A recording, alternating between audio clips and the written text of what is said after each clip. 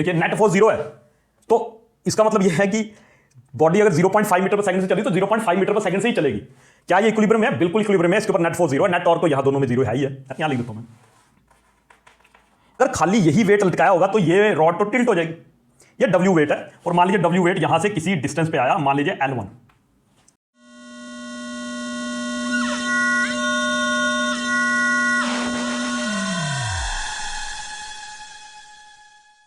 So hello everyone, और एक बार फिर से आपका स्वागत है मेरे इस चैनल पे। हम लोग चैप्टर नंबर 1 कर रहे हैं 4th ICSE 10th फिजिक्स का, और चैप्टर नंबर 1 में आज हम पहुंच गए हैं मॉड्यूल 4 पे, जिसका नाम यहां पे लिखा हुआ mechanical equilibrium and principle of moment. ठीक है, तीन मॉड्यूल हम पहले पढ़ चुके हैं। पहले वाले में हमने ट्रांसलेशन मोशन, रोटेशन मोशन के बारे में पढ़ा था। दूसरा जो मॉड्यूल था उसमें हम लोगों ने मोमेंट ऑफ फोर्स के बारे में पढ़ा था, और जो तीसरा मॉड्यूल था उसमें हम लोगों ने एंटी क्लॉकवाइज, क्लॉकवाइज और कपल के बारे में पढ़ा था। Clockwise, anti clockwise moment and couple. ठीक है, अब इस मॉड्यूल 4 में सबसे पहले है यहां पे मैकेनिकल इक्विलिब्रियम और फिर प्रिंसिपल ऑफ मोमेंट। तो देखते हैं मैकेनिकल इक्विलिब्रियम का मतलब क्या। ठीक है, तो यहां पे लिखता हूं mechanical equilibrium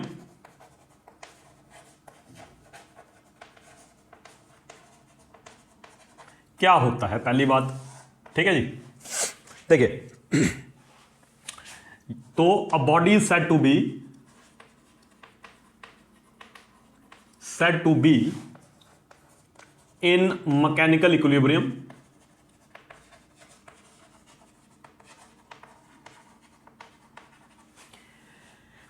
if it is under translational as well as rotational equilibrium।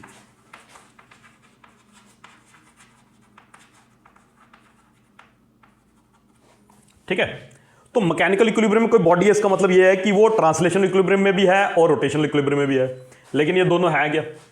ठीक, तो सबसे पहले देखते हैं हम लोग कि ट्रांसलेशनल इक्विलिब्रियम का क्या मतलब है। ट्रांसलेशनल इक्विलिब्रियम क्या है? तो अगर मान लीजिए कि बॉडी के ऊपर बहुत सारी फोर्सेस लग रही हैं, बॉडी के ऊपर बहुत सारी फोर्सेस लग रही हैं, और उन सारे फोर्सेस का जो नेट सम है वो 0 आ रहा है। यानी कि एक साइड की फोर्सेस उनको पॉजिटिव लेंगे इस डायरेक्शन वाली को, तो इस डायरेक्शन वाली को नेगेटिव लेंगे, इधर वाली को पॉजिटिव, इधर वाली को नेगेटिव, और इन सारी फोर्सेस का अगर सम 0 आए तो हम कहेंगे कि बॉडी किस में है, ट्रांसलेशनल इक्विलिब्रियम में, जब नेट फोर्सेस का सम जो है वो 0 है। तो यहां पे लिखेंगे a body is said to be in translational equilibrium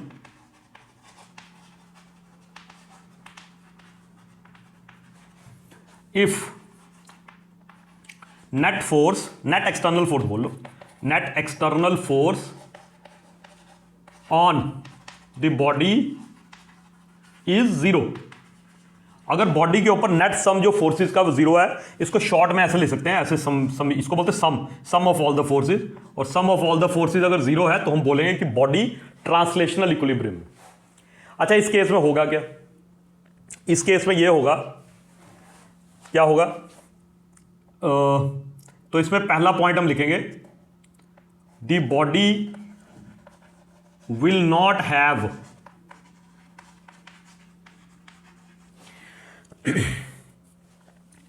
linear acceleration. हमने न्यूटन का सेकंड लॉ पढ़ा हुआ है। न्यूटन का सेकंड लॉ क्या कहता है? न्यूटन का सेकंड लॉ कहता है कि force is equal to rate of change of linear momentum, है ना। और इसको अगर इसमें मास कांस्टेंट हो तो इसको हम लिख सकते हैं, ये इक्विवेलेंट होता है मास इनटू एक्सेलरेशन के, अगर मास कांस्टेंट है ना। तो अगर नेट फोर्स ही एक्सटर्नल के लिए EXT लिख देता हूं, अगर नेट एक्सटर्नल फोर्स ही 0 है तो एक्सेलरेशन भी 0 होगी। तो body will not have linear acceleration. ठीक है, जो एक्सेलरेशन आप लोगों ने पढ़ी है 9th क्लास में, वो लीनियर एक्सेलरेशन है। जो बॉडी घूमती है तो वहां पे एंगुलर एक्सेलरेशन भी होती है, वो बड़ी क्लासेस में आप पढ़ोगे, उसकी बात नहीं करेंगे। तो जो मैं एक्सेलरेशन लिख रहा हूं, लीनियर एक्सेलरेशन, वो वही एक्सेलरेशन है जो आप लोगों ने 9th क्लास में पढ़ी। तो इसका मतलब यह है कि बॉडी की कोई भी लीनियर एक्सेलरेशन नहीं होगी। लेकिन होता क्या है कि जब बड़ी बॉडी की बात करते हैं तो हम लोग उसका सेंटर ऑफ मास देखते हैं, तो सेंटर ऑफ मास की एक्सेलरेशन नहीं होनी चाहिए, ठीक है। ये पहली कंडीशन है, इसको कहते हैं ट्रांसलेशनल इक्विलिब्रियम। और दूसरा इक्विलिब्रियम कौन सा है? दूसरा ट्रांसलेशनल तो हमने कर लिया, अब दूसरा क्या है? रोटेशनल इक्विलिब्रियम, ठीक है, ठीक है। अच्छा, एक और पॉइंट यार यहां पे लिख देता हूं, कई बार बच्चे कंफ्यूज होते हैं। A body can be in motion और रेस्ट।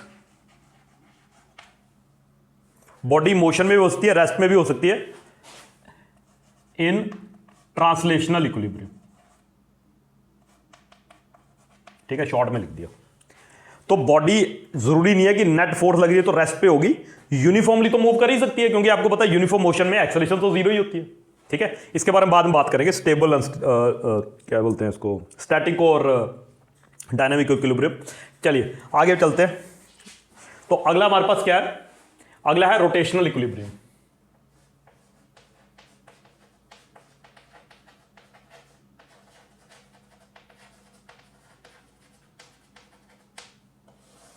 तो रोटेशनल इक्विलिब्रियम का मतलब क्या है? तो यहां हम लिखेंगे a body is said to be in rotational equilibrium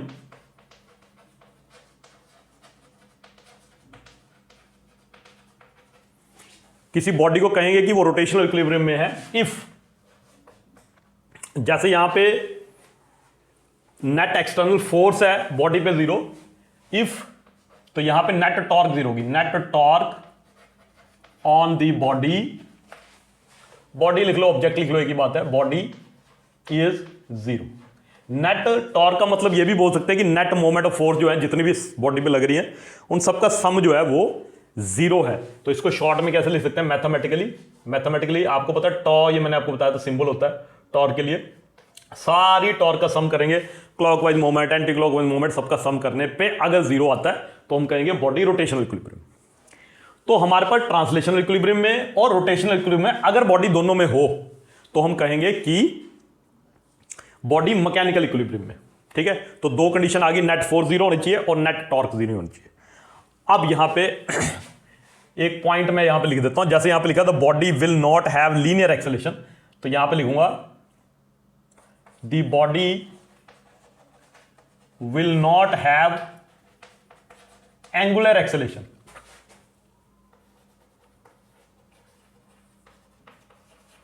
तो बॉडी की एंगुलर एक्सेलरेशन नहीं होगी, ठीक है। अब जैसे देखो एक्सेलरेशन क्या होता है? एक्सेलरेशन होता है rate of change of velocity, है ना, rate of change of velocity, rate of change of velocity. अब मान लीजिए कोई बॉडी किसी वेलोसिटी से चल रही है और वो वेलोसिटी चेंज हो रही है, पहले 5 है, फिर 10 है, फिर 15 है उसका मैग्नीट्यूड, तो इसका मतलब एक्सेलरेट कर रही है।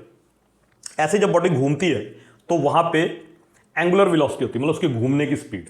तो घूम रहा है, मान लो एक ही रेट से घूम रहा है वो, लेकिन बाद में मान लो और स्पीड हुआ, फिर और स्पीड हुआ, फिर और स्पीड हुआ घूमने की स्पीड, तो अगर वहां पे घूमने की स्पीड, जिसको वैसे एंगुलर वेलोसिटी कहते हैं, अगर वो बढ़ रही है या कम हो रही है तो वहां पे हम बोलेंगे कि एंगुलर एक्सेलरेशन। अगर एंगुलर एक्सेलरेशन नहीं है इसका मतलब वो एक ही एंगुलर वेलोसिटी से घूम सकती है ना, कोई जरूरी नहीं है।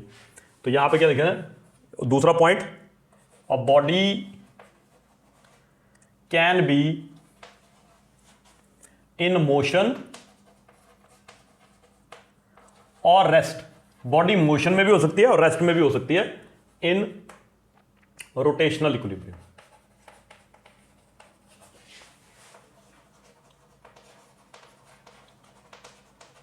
चलिए ठीक है। अच्छा, तो यहां से हमें क्लियर हो गया कि मैकेनिकल इक्विलिब्रियम का सही मतलब यह है कि ट्रांसलेशनल और रोटेशनल दोनों इक्विलिब्रियम में होनी चाहिए। चलिए, अब क्या ऐसा हो सकता है कि बॉडी एक इक्विलिब्रियम में हो दूसरे में ना हो, या दोनों में ना हो, या दोनों में हो, है ऐसा हो सकता है। तो मैं आपको 4 केसेस बताऊंगा जिसमें पहले वाले में ट्रांसलेशनल है, रोटेशन नहीं है, दूसरे वाले में रोटेशन है, ट्रांसलेशन नहीं है, तीसरे वाले में दोनों ही नहीं है, और चौथे वाले में दोनों हैं। ठीक है, तो चलिए करते हैं एग्जाम्पल। तो एग्जाम्पल आ गया आपके पास 1। देखो डिटेल में हम लोग डिटेल में हर एक चीज को आराम से पढ़ेंगे, ठीक है, और आप भी आराम से पढ़िए, कोई जल्दबाजी नहीं है। ठीक है, तो एग्जाम्पल 1 देखते हैं इसमें। अब मान लीजिए कि एक हमारे पास ये रॉड है, ठीक है, ये रॉड है और ये यहां पे पिवट करिए, ये रॉड यहां पे पिवट करिए। ठीक है, अब मान लीजिए यहां पे दो फोर्सेस लग रही है, इधर को फोर्स लग रही है, ये एफ है, और यहां को भी फोर्स लग रही है, ये भी एफ ही है। ठीक है, ठीक है। अब यहां पे इस केस में सबसे पहले हम देखते हैं कि नेट हमारे पास फोर्स क्या आती है। जब ये यहां पिवट किया और आप ऐसे करके फोर्स लगाओगे तो यहां पे ना जोर लगेगा, जिसकी वजह से यहां पे नॉर्मल रिएक्शन मिलेगा आर। तो कई बार बच्चे सोचते हैं कि यार नेट फोर्स लग तो रही है 2F, यहां पे नहीं, 2F नहीं लग रही, 2F तो लग रही है लेकिन उसको काउंटर कर रही है एक ये फोर्स जो नॉर्मल रिएक्शन फोर्स है। और इसका मतलब यहां पे जो नेट फोर्स है, नेट फोर्स क्या आई, यहां पे नेट फोर्स आई, ऊपर वाली डायरेक्शन को पॉजिटिव ले लेते हैं, नीचे वाले को नेगेटिव, तो R माइनस एफ और ये भी माइनस एफ, ये नेट फोर्स है ना। और यहां से नेट फोर्स क्या आ रही है, आप देखो ये हिल तो रहा नहीं है, ये मोशन में तो है ही नहीं, और नेट फोर्स की 0 आ रही है क्योंकि ये काउंटर कर रहा है इसको। ठीक है, कोई एक्सेलेरेशन भी नहीं है, will not have any linear acceleration, तो इसका मतलब ये नेट फोर्स क्या आ गई, 0 आ गई यहां पे। इसका मतलब ये क्या आ गया, R minus 2F is equal to 0, इसका मतलब यहां पे R is equal to 2F है। अगर ये आपने इतनी जोर से नहीं फोर्स लगा दी कि तोड़ ही दिया स्केल, तब तक तो ये वैलिड है ही। ठीक है, अच्छा नेट टॉर्क देखते हैं, नेट टॉर्क देख लेते हैं इसमें। अब नेट टॉर्क देखें, इसकी वजह से टॉर्क इधर को लगेगी और इसकी वजह से इधर। ठीक है, अब नेट टॉर्क की बात करें तो नेट टॉर्क कितनी लग रही है, देखो मान लीजिए 2L है इसका डिस्टेंस, तो इस रॉड का लेंथ, और ये भी L और L आ गया, तो इसकी वजह से रॉड कैसे घूम सकती है, इसकी वजह से घूम सकती है रॉड एंटी क्लॉकवाइज, और इस फोर्स की वजह से घूमना चाहती है क्लॉकवाइज। तो इसका मतलब एंटी क्लॉकवाइज मोमेंट क्या आएगी, F इंटू ये परपेंडिकुलर डिस्टेंस है FL, एंटी क्लॉकवाइज, और क्लॉकवाइज आ जाएगी FL, तो नेट टॉर्क भी आ गई 0, नेट फोर्स भी आ गई 0, नेट टॉर्क भी आ गई 0। अगर ये दोनों है तो ये बॉडी ट्रांसलेशनल इक्विलिब्रियम में भी है और रोटेशनल इक्विलिब्रियम में भी है। तो यहां पे लिखेंगे सो द रॉड इज इन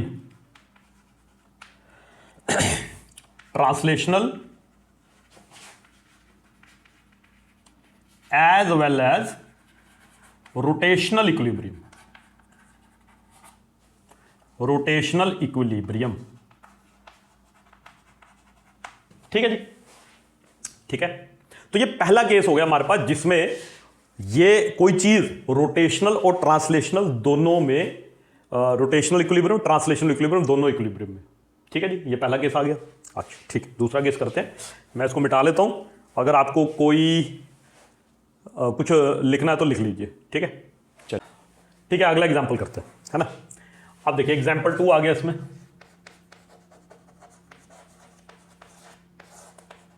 चलिए एग्जाम्पल 2 में सेम वही रॉड, ठीक। अब इस रॉड को हमने क्या किया, एक फोर्स यहां को लगाई F और दूसरी फोर्स यहां को लगाई F।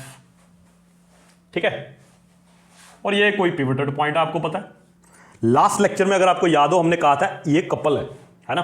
और कपल के केस में जब इक्वल एंड अपोजिट फोर्सेस लगती हैं और पैरेलल भी हैं लेकिन अवे फ्रॉम दी, मतलब दोनों के बीच में डिस्टेंस हो, तो कपल बनता, तो यहां पे कोई नॉर्मल रिएक्शन नहीं आता। इसका मतलब इनके अलावा कोई फोर्स नहीं लग रही यहां पे, तो नेट फोर्स क्या आएगी यहां पे, नेट फोर्स क्या आएगी, एक फोर्स नीचे की डायरेक्शन में, एक ऊपर की डायरेक्शन में, तो F माइनस एफ कितनी आ गई, नेट फोर्स 0। नेट फोर्स 0 आती है तो उसको क्या कहते हैं, ट्रांसलेशनल इक्विलिब्रियम में ये है। ठीक है, ठीक है। नेट टॉर्क निकाल लेते हैं, नेट टॉर्क, तो नेट टॉर्क है, इसकी वजह से ऐसे घूमेगा और इसकी वजह से भी ऐसे घूमेगा, यानी कि काउंटर क्लॉकवाइज या एंटी क्लॉकवाइज। तो ये एंटी क्लॉकवाइज अगर घूम रहा है तो ये डिस्टेंस मान लीजिए L है, तो F इंटू L एक हो गया प्लस में, और दूसरा भी F इंटू L, तो कितना आया 2FL। तो ये तो नॉट इक्वल टू 0 है और ये इक्वल टू 0। इसका मतलब या इस केस में ये रॉड ट्रांसलेशनल इक्विलिब्रियम में तो है लेकिन रोटेशनल इक्विलिब्रियम में नहीं है। ठीक है, तो यहां पे लिख देंगे सो the rod is in translational equilibrium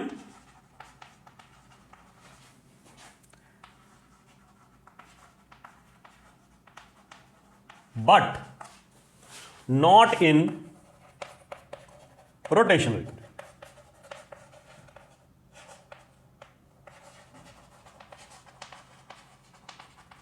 चलिए, ये तो हो गया है ना, दो एग्जांपल कर लिए हमने। पहले वाले केस में हमने ट्रांसलेशन और रोटेशन दोनों में है, और यहां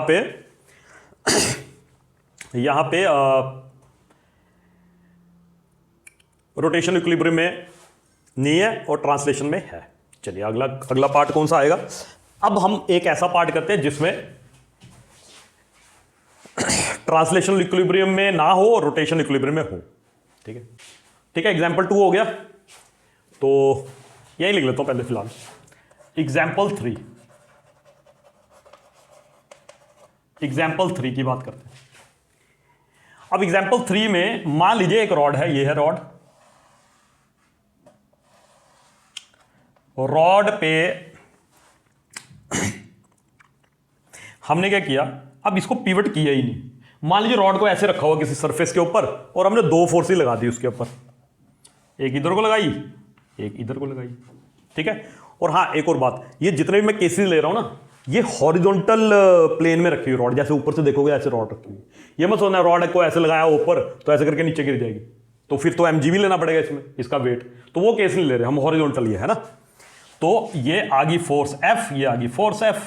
अब इस फोर्स की वजह से क्या होगा, ये रॉड आगे को चलने लग पड़ेगी, बस सिंपली।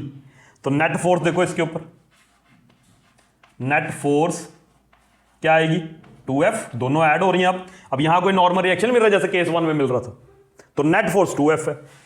इस वाले इसकी वजह से जो मोमेंट है वो ऐसे आएगी, और इसकी वजह से ऐसे आएगी मोमेंट।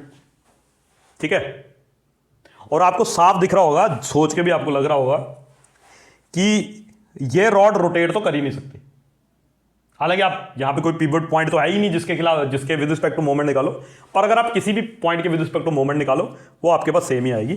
तो यहां पे लिखा है नेट टॉर्क कितनी आएगी, नेट टॉर्क किसी भी पॉइंट, चलो इस पॉइंट के विद रिस्पेक्ट टू निकाले, तो हालांकि पिवट नहीं है, लेकिन मान लीजिए यहां कोई पॉइंट है, इस पॉइंट के विद रिस्पेक्ट टू इधर को टॉर्क, और इसके इस पॉइंट के विद रिस्पेक्ट टू इधर को टॉर्क। मान लीजिए डिस्टेंस L है, अगेन L 2L लेंथ की रॉड है आपके पास। तो यहां पे जो इसकी वजह से आ रही है क्लॉकवाइज, इसकी वजह से एंटी क्लॉकवाइज, तो ये आ जाएगी आपके पास F into L minus F into L, और आंसर आएगा 0। तो इसका मतलब ये एक ऐसा केस आ गया जिसमें जो रॉड है वो, तो यहां पर लिखेंगे so the rod is in rotational equilibrium.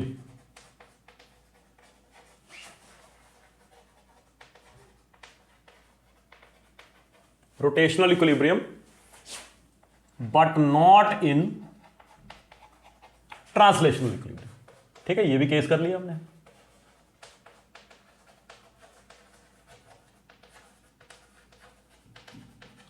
चलिए, ठीक है जी, 3 केस हो गए। अब कौन सा केस बचा सोचो। तो अब केस बचा है जिसमें ना तो ट्रांसलेशनल मोशन में हो, ना तो ट्रांसलेशनल इक्विलिब्रियम में हो, ना ही रोटेशनल इक्विलिब्रियम में, है ना। चलिए अब देखते हैं एग्जाम्पल 4। ठीक है, अब देखते हैं इसमें कैसा एग्जाम्पल है। हम मान लीजिए एक रॉड है, ठीक है, एक रॉड है, ठीक है। तो क्या होगा, इस रॉड को यहां से एक ही फोर्स लगाई आपने, कोई पिवट पॉइंट नहीं है, कुछ भी नहीं है, कुछ भी नहीं है। ठीक है, तो पिवट पॉइंट कोई भी नहीं है, तो ये रॉड क्या करेगी, ऐसे करके घूमेगी भी और आगे भी जाएगी, है ना। घूमेगी आगे भी जाएगी, कैसे, एक मिनट में आपको पेन से बताता हूं। तो जैसे इसके ऊपर फोर्स लगी इधर को, तो ये ऐसे जाएगा, मतलब घूम भी रहा है और आगे भी जा रहा है ना, घूम भी रहा है और आगे भी जा रहा है।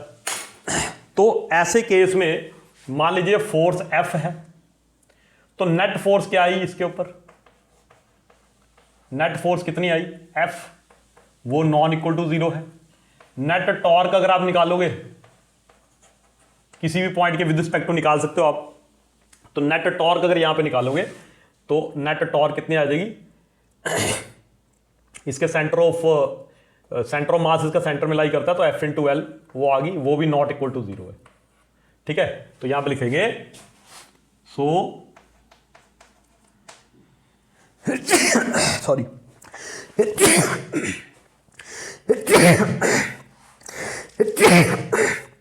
I'm sorry. So the rod is neither in translational equilibrium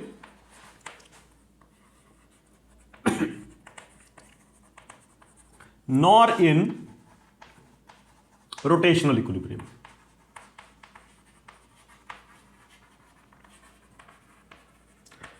ठीक है, तो चारों केसेस हमने कर लिए। एक इक्विलिब्रियम हो सकता है, दो भी हो सकते हैं, है ना, दोनों के दोनों हो सकता ना ही हो, तो चारों केसेस हमने पढ़ लिए। ठीक, अब इक्विलिब्रियम को ना कई बार, इक्विलिब्रियम तो यही है जो हमने पढ़ा, ट्रांसलेट रोटेशन। देखिए ट्रांसलेशन रोटेशन में बॉडी, मान लीजिए बॉडी इक्विलिब्रियम में तो ऐसा हो भी सकता है कि वो रेस्ट पे हो, ऐसा हो भी सकता है वो मूव कर रही है मतलब यूनिफॉर्म मोशन में। ठीक है, तो तब इसको फर्दर आगे और डिवाइड किया हुआ है, तो दो चीजों में डिवाइड किया है, static and dynamic equilibrium. Static और डायनामिक इक्विलिब्रियम में, देखिए इक्विलिब्रियम में पहले से है लेकिन उसको और फर्दर डिवाइड कर दिया, तो यहां पे लिखेंगे if a body is in equilibrium, अगर कोई बॉडी इक्विलिब्रियम में एंड इज एट रेस्ट, अगर बॉडी इक्विलिब्रियम में है और रेस्ट पे है, रेस्ट का मतलब कोई मोशन नहीं है उसका, इक्विलिब्रियम में है और कोई मोशन नहीं है, इक्विलिब्रियम मतलब net force 0, net torque 0 and it is not in motion, then it is said to be in static equilibrium। याद रखना इक्विलिब्रियम पहले है, ठीक है, जब इक्विलिब्रियम लिख दिया मतलब वो कंडीशन तो सेटिस्फाई उसको करनी ही चाहिए, तो ये हो गया स्टैटिक इक्विलिब्रियम। और डायनामिक इक्विलिब्रियम की बात करें तो उसमें लिखेंगे if a body is in equilibrium, equilibrium में है वो, है ना, and is in uniform motion. देखिए यूनिफॉर्म मोशन की बात करते हैं तो यूनिफॉर्म रोटेशनल मोशन भी हो सकता है और ट्रांसलेशनल भी हो सकता है, and is in uniform motion then it is said to be in dynamic equilibrium, है ना, डायनामिक, डायनामिक का मतलब जो मोशन में हो, डायनामिक इक्विलिब्रियम में। ठीक है, कई बच्चे सोचते हैं यार फोर्स तो लगा ही नहीं, बिना फोर्स के मोशन हो सकता है, बिल्कुल हो सकता है। न्यूटन का फर्स्ट लॉ, न्यूटन का फर्स्ट लॉ क्या कहता है, जब तक कोई बॉडी पे, किसी बॉडी पे फोर्स नहीं लगेगी ना, तब तक या तो वो रेस्ट पे रहेगा या फिर यूनिफॉर्म मोशन में रहेगा अलोंग ए स्ट्रेट लाइन। ये न्यूटन का पहला लॉ है, लॉ ऑफ इनर्शिया इसको कहते हैं। तो फोर्स चाहिए या तो उसको चलाने के लिए या यूनिफॉर्म मोशन से हटाने के लिए। हाँ ठीक है, अच्छा अब हम स्टैटिक और डायनामिक का कुछ एग्जांपल्स मैं आपको बताता हूं, ठीक है। यस, चलिए फॉर एग्जांपल अगर देखें मान लीजिए टेबल है,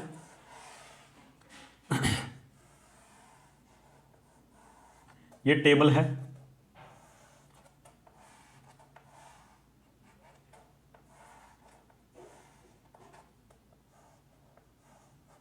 ये टेबल है और इस टेबल के ऊपर एक बुक पड़ी हुई है।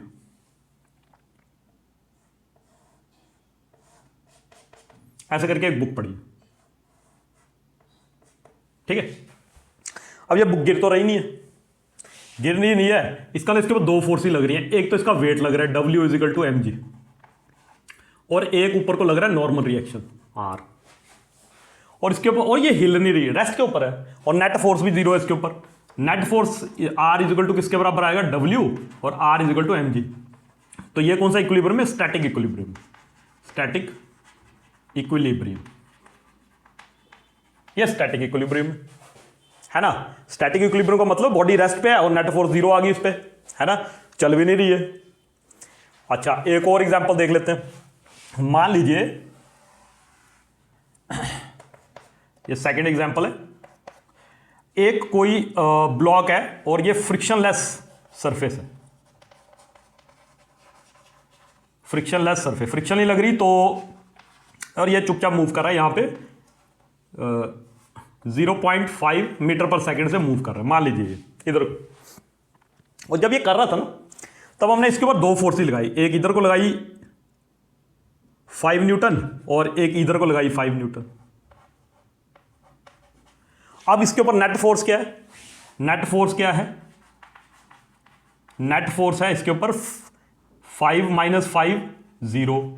देखिए नेट फोर्स 0 है, तो इसका मतलब यह है कि बॉडी अगर 0.5 मीटर पर सेकंड से चल रही तो 0.5 मीटर पर सेकंड से ही चलेगी। क्या ये इक्विलिब्रियम है, बिल्कुल इक्विलिब्रियम है। इसके ऊपर नेट फोर्स 0 है, नेट टॉर्क तो यहां दोनों में 0 है ही है, यहां लिख देता हूं मैं, है ना। और नेट फोर्स 0 है और बॉडी मूव करे 0.5 मीटर पर सेकंड से, तो इसको क्या कहेंगे, ये कंडीशन आ गई हमारे पास डायनामिक इक्विलिब्रियम की।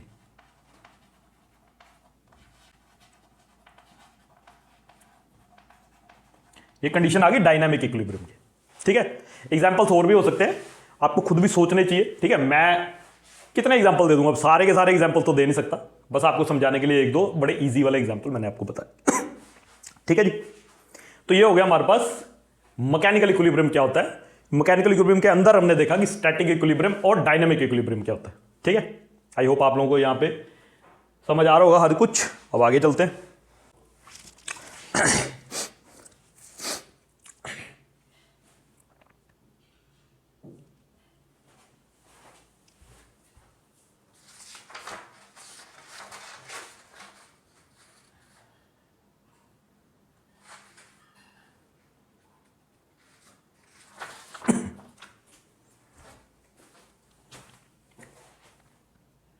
चलिए आगे देखते हैं।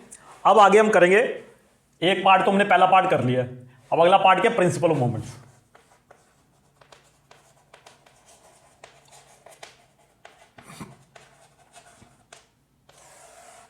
ठीक, तो प्रिंसिपल ऑफ मोमेंट हमारे को क्या कहता है कि अगर कोई बॉडी इक्विलिब्रियम है, मतलब मैकेनिकल इक्विलिब्रियम है, तो सम ऑफ क्लॉकवाइज मोमेंट और सम ऑफ एंटी क्लॉकवाइज मोमेंट बराबर होंगे। या ये बोल सकते हो कि अगर कोई बॉडी इक्विलिब्रियम, मतलब वैसे तो मेनली रोटेशनल इक्विलिब्रियम, पर ट्रांसलेशन में भी होगा, अगर कोई बॉडी पे एंटी क्लॉकवाइज मोमेंट और क्लॉकवाइज मोमेंट बराबर है, इक्विवेलेंट अपोजिट तो होती है, वो बराबर है उनका मैग्नीट्यूड, तो हम कहेंगे कि वो बॉडी इक्विलिब्रियम में, मतलब एक ही बात है, ठीक है। तो यहां आप लिखेंगे it states that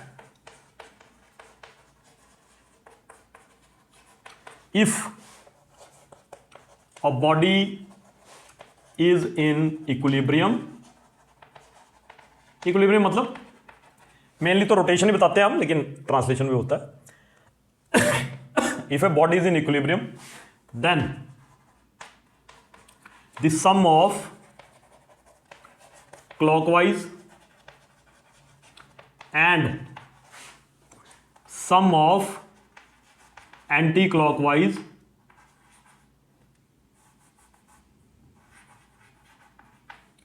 anti clockwise moment is 0। ठीक, ठीक है। सम करेंगे तो एक नेगेटिव होगा एक पॉजिटिव होगा, तो यहां आप लिखेंगे sum of A C W plus sum of C W is equal to 0, ठीक है। तो आपको पता है इसको तो नेगेटिव ही लेते हैं, इसका मतलब sum of anti clockwise moment is equal to sum of clockwise moment होगा अगर बॉडी इक्विलिब्रियम है, इसको कहते हैं प्रिंसिपल ऑफ मोमेंट, ठीक है। या इसको वाइस वर्सा भी कर सकते हो आप कि अगर किसी बॉडी में एंटी क्लॉकवाइज मोमेंट और क्लॉकवाइज मोमेंट का सम बराबर हो, एक जैसी हो, तो जो नेट फोर्स होगी और जो बॉडी होगी वो इक्विलिब्रियम होगी, ठीक है। बड़ा ही आसान। चलिए इससे पहले क्या होता है कि अगर आप देखो तो इसका एक एक्सपेरिमेंट भी किया जा सकता है, ठीक है। क्या? तो एक्सपेरिमेंटल वेरिफिकेशन देखते हैं इसकी कैसे आती है। मैं आपको बस थोड़ा सा समझाऊंगा एक्सपेरिमेंटल वेरिफिकेशन, ठीक है। एक्सपेरिमेंट वेरिफिकेशन में क्या है, देखिए बड़ा ही आसान है। मान लीजिए कि हम लोग क्या करते हैं, एक लैब में अगर आप देखोगे तो इंस्ट्रूमेंट होता है, ठीक है। ऐसे करके एक यूनिफॉर्म रॉड होती है 1 मीटर की, मान लीजिए, ठीक है। 1 मीटर की रॉड है। अब उसको मान लीजिए यहां पे पिवट किया हुआ किसी तरीके से, और इस पे नंबर लगे हुए हैं आपके पास।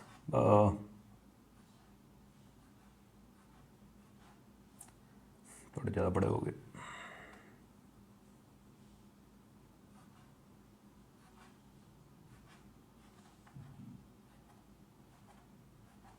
ऐसे नंबर लगे, मान लीजिए ये आपका सेंटर हो गया, और यहां से भी 1 2 3 4 5 लगा है, और यहां से भी 1 2 3, अच्छा ये मैंने थोड़े से ज़्यादा खुले बना दिए लगता है। ओके, इसको भी 5, 1 2 3 4 5, इसको भी ऐसे करो,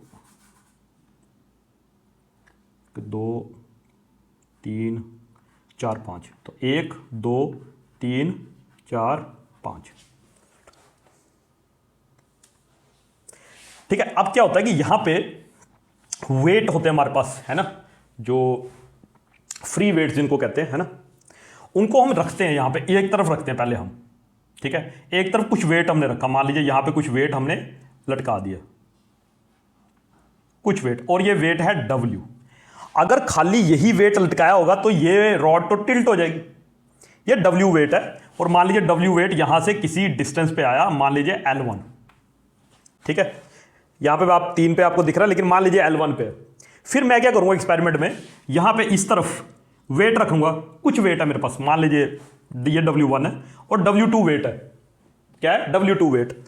ये अलग, इसका वेट अलग है, इसका वेट अलग है, जो दूसरा मेरे पास पड़ा हुआ, 2 पड़े हैं मेरे पास।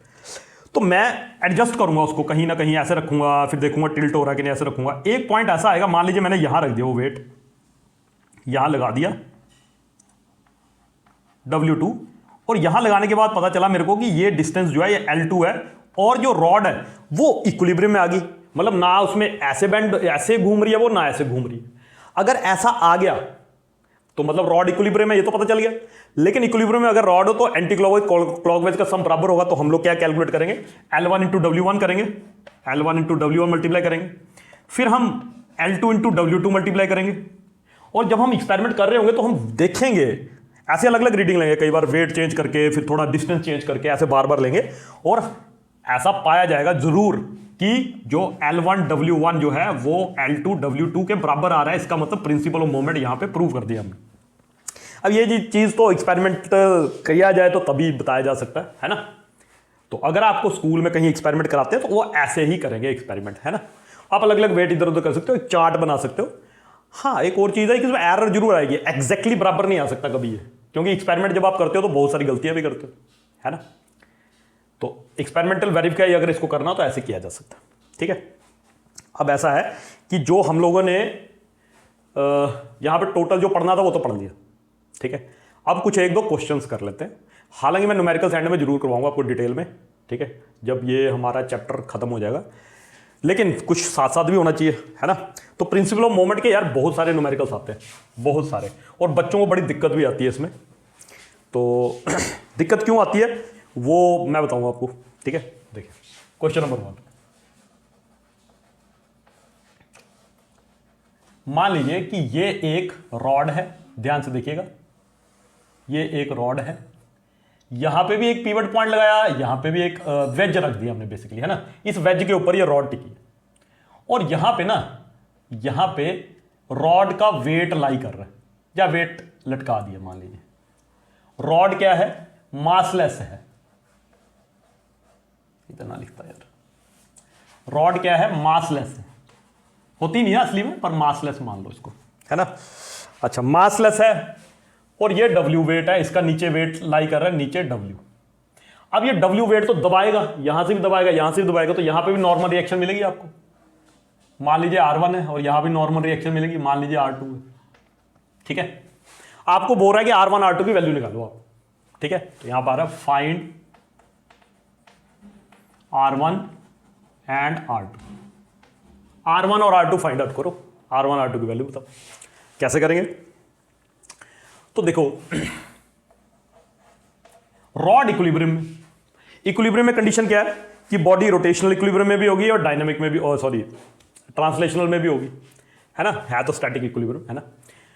तो सबसे पहले लगाते हैं फॉर ट्रांसलेशनल इक्विलिब्रियम में है तो क्या होगा, फॉर ट्रांसलेशनल इक्विलिब्रियम,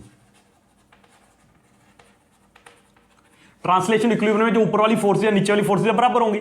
इसका मतलब ऊपर वाली फोर्सेज को R1 प्लस R2 और नीचे वाली को -W इज इक्वल टू 0 है, क्योंकि नेट फोर्स 0 होती है ट्रांसलेशन इक्विलिब्रियम में। तो इसका मतलब हमारे पास आ गया कि R1 प्लस R2 जो है ये किसके बराबर है, W के बराबर। अब मान लीजिए रॉड है, यहां से यहां तक का टोटल रॉड का लेंथ L है, तो ये L/2 होगी, ये भी L/2 होगी। इसकी वजह से, अब देखिए, इसकी वजह से रॉड में जो मोमेंट आ सकती है वो कौन सी आ सकती है, क्लॉकवाइज। इसकी वजह से जो रॉड में मोमेंट आ सकती है वो क्या आ सकती है, एंटी क्लॉकवाइज। और इसकी वजह से रॉड पे जो मोमेंट आएगी वो 0 आएगी। हमेशा नहीं, हमेशा नहीं आएगी। 0 तब आएगी अगर मैं इसको इस पॉइंट से सारी मोमेंट कैलकुलेट करूं। इस पॉइंट से मोमेंट, मैं इस पॉइंट से मोमेंट भी कैलकुलेट कर सकता हूं, इस पॉइंट से भी कैलकुलेट कर सकता हूं, इससे भी कर सकता हूं। और आप यकीन नहीं मानोगे कि तीनों से मोमेंट बराबर आएगी। और एक मैं बहुत इंपॉर्टेंट बात आपको बताता हूं, इसको पहले बना लेता हूं। अगर कोई बॉडी इक्विलिब्रियम में है, अगर कोई बॉडी रोटेशनल इक्विलिब्रियम में है, तो वो दुनिया के, यूनिवर्स के हर एक पॉइंट के विद रिस्पेक्ट टू इक्विलिब्रियम में होगी। याद रहे, मतलब कहने का मतलब अगर नेट सम ऑफ मोमेंट बराबर है ना, तो कहीं से भी किसी भी पॉइंट से कैलकुलेट करो, इस पॉइंट से, इस पॉइंट से, इस पॉइंट से, इस पॉइंट से, इस पॉइंट से, किसी से भी। ये एक न्यूमेरिकल है, ये बहुत अच्छा न्यूमेरिकल है, ये हम बाद में करेंगे। यहां पे भी मैं आपको थोड़ा सा उसके बारे में समझा दूंगा। ठीक है, अच्छा, तो फॉर रोटेशनल इक्विलिब्रियम,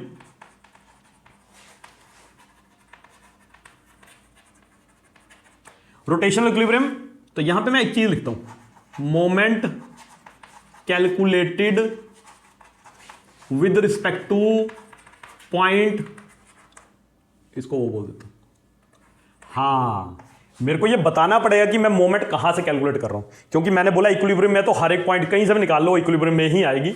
लेकिन जब मैं कैलकुलेशन करूंगा तो मेरे को बताना पड़ेगा कि मैं मोमेंट O के विद रिस्पेक्ट टू ले रहा हूं। तो R1 की मोमेंट क्या आएगी, तो यहां पे लिखेंगे moment due to R1। Moment due to R1 क्या आएगी बोलो, डिस्टेंस कितना L/2, तो कितना आ जाएगा R1 इंटू L/2। बोलो क्लॉकवाइज है एंटी क्लॉकवाइज, क्लॉकवाइज, माइनस में आएगी। अब आएगी मोमेंट ड्यू टू R2 की वजह से मोमेंट देखेंगे, R2 फोर्स है, वो क्या आ रही है आपके पास, एंटी क्लॉकवाइज। तो फोर्स इंटू परपेंडिकुलर डिस्टेंस, यहां से ले रहे हैं हम, तो यहीं से कैलकुलेट करेंगे, परपेंडिकुलर डिस्टेंस R2 आएगा, L/2 आएगा, तो यह आ जाएगा प्लस L/2, R2 साथ में। ठीक है, अब तीसरी फोर्स एक और भी तो है, W, तो यहां पे क्या करेंगे, मोमेंट ड्यू टू W, तो W की वजह से मोमेंट क्या आएगी, W फोर्स, और परपेंडिकुलर डिस्टेंस तो 0 ही है, क्योंकि हमने पढ़ा था कि अगर पिवटेड पॉइंट से फोर्स पास कर रही है तो उसकी मोमेंट 0 होगी। तो W इंटू 0 ये आएगी 0। ठीक है जी, अब नेट सम ऑफ मोमेंट भी बराबर होना चाहिए, 0 होना चाहिए, तीनों की मोमेंट ऐड करो। ठीक है, तो sum of torque is equal to क्या आएगी, minus R1 L/2 plus R2 L/2 plus 0 is equal to 0। ये नेट आ गई मोमेंट। तो ये कितना बन गया आपके पास, R1 L/2, ये दूसरी तरफ जाएगा, ये इसको ले जाओ दूसरी तरफ, इसको दूसरी तरफ ले जाओ तो क्या बन जाएगा, R1 L/2 कैंसिल। इसका मतलब क्या है आपके पास, reaction R1 is equal to R2 आ गया। ठीक है जी, R1 is equal to R2 आ गया आपके पास। अब ये वैल्यू मैं यहां पे पुट कर देता हूं, तो यहां पे इसको 1 लिख दो और इसको 2 लिख दो। ठीक है, तो फ्रॉम 1 से देखें अगर, तो R2 की जगह भी क्या पुट कर देता हूं, R1। क्यों, क्योंकि R1 R2 बराबर है, तो क्या लिखेंगे इसको, R1 plus R1 is equal to W। तो इसका मतलब क्या बन गया, 2R1 is equal to W। इसका मतलब R1 is equal to W/2, पहला आंसर आ गया। और क्योंकि R1 R2 दोनों बराबर हैं तो R2 भी क्या हो गया, W/2। लो जी, आंसर आ गया क्वेश्चन का। ठीक है जी, बढ़िया। हाँ, तो यहां पे एक बड़ी इंपॉर्टेंट बात मैं यहां पे लिख देता हूं,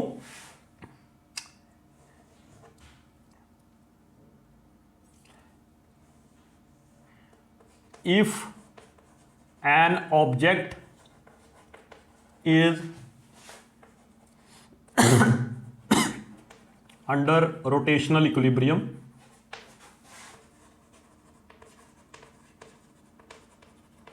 it is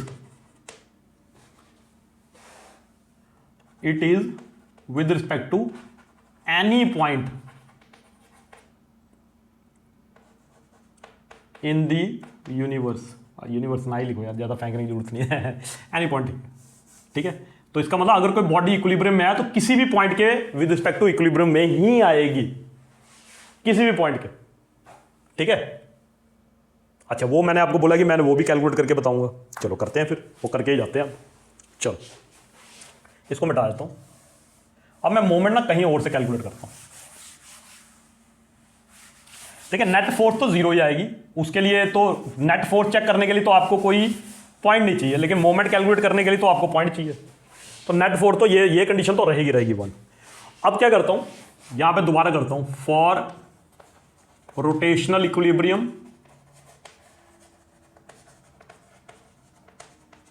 रोटेशनल इक्विलिब्रियम की बात करें, अब कौन सा है, इस पॉइंट को नाम ए लिख देता हूं, इसको बी लिख देता हूं। तो यहां पे लिखता हूं विद रिस्पेक्ट टू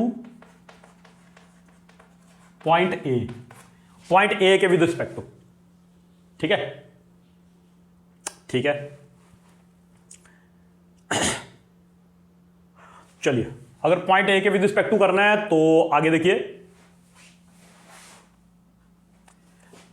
चलिए ए के विद रिस्पेक्ट टू निकालता हूं मोमेंट। तो ए के विद रिस्पेक्ट टू सबसे पहले निकालता हूं moment due to R1। R1 की मोमेंट क्या आएगी। अब मैं यहां से मोमेंट कैलकुलेट कर रहा हूं सारी। ये है मेरा पॉइंट, और इसी पॉइंट पे अगर इसी पॉइंट पे फोर्स लग रही है तो इसकी मोमेंट क्या होगी, 0। तो क्या आ गया, R1 इंटू 0, तो मोमेंट आ गई इसकी 0। ठीक है, अच्छा मोमेंट ड्यू टू R2। अब देखिए ए पॉइंट से R2 कितनी दूरी पे, L/2 क्या हो गया, L हो गया।